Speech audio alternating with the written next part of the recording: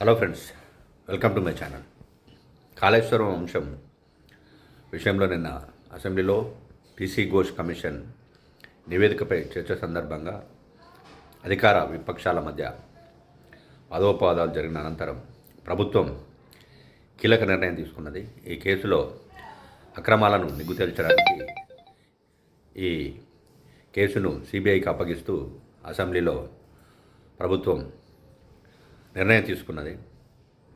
ఈ నేపథ్యంలోనే ఇప్పుడు ప్రభుత్వం హోంశాఖకు లేఖ రాయనున్నది.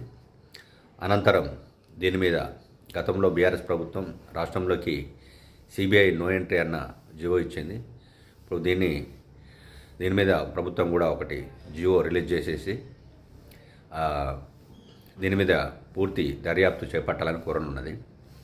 ఇదే విషయం మీద కేంద్ర హోంశాఖ సహాయ మంత్రి ట్విట్టర్లో స్పందించారు. తాము మొదటి నుంచి చెప్తున్నామనండి, ఈ కేసును సిబిఐకి అప్పగిస్తే నిజానిజాలు తెలుస్తాయని. కానీ ఇప్పటివరకు కాంగ్రెస్ పార్టీ బీఆర్ఎస్ నేతలను బీఆర్ఎస్ను కాపాడిందని, మొత్తానికి సత్యానికి తలవంచి సిబిఐకి ఈ కేసు అప్పగించడం స్వాగతిస్తున్నట్టు చెప్పారు.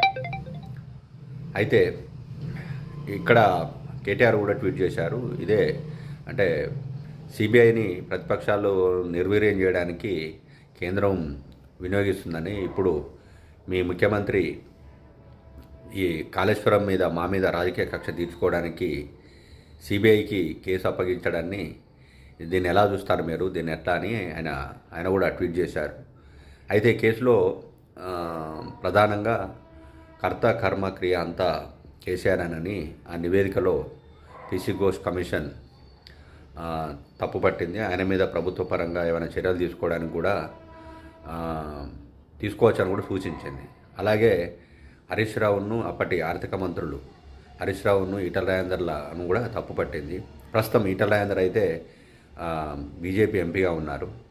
ఈ నేపథ్యంలో సిబిఐ ఎంక్వైరీకి ఆదేశించడం, అధికారులు ఈ మేడిగడ్డ కూడడానికి కారణమైన వాళ్ళందరి మీద చర్యలు తీసుకోవడానికి పీసీ ఘోష్ కమిషన్ సిఫార్సు చేయడం, ఇవన్నీ చూస్తుంటే ఇప్పుడు రానున్న రోజుల్లో సిబిఐ దీని మీద దర్యాప్తు ప్రారంభించనున్నది. అప్పుడు ఎలాంటి చర్యలు తీసుకోబోతున్నది అనేది ఒక ఆసక్తికరమైన చర్చ అయితే సాగుతున్నది. ఎందుకనంటే ఇప్పుడు బంతి కేంద్రం కోర్టులోకి వెళ్ళడంతో రాష్ట్ర ప్రభుత్వం రెండు పార్టీలను, అటు బీఆర్ఎస్ను బీజేపీని ఇరుకునబెట్టే ప్రయత్నంలో భాగంగానే ఇలా వివరించిందనే ఒక అభిప్రాయం అయితే వ్యక్తమవుతున్నది.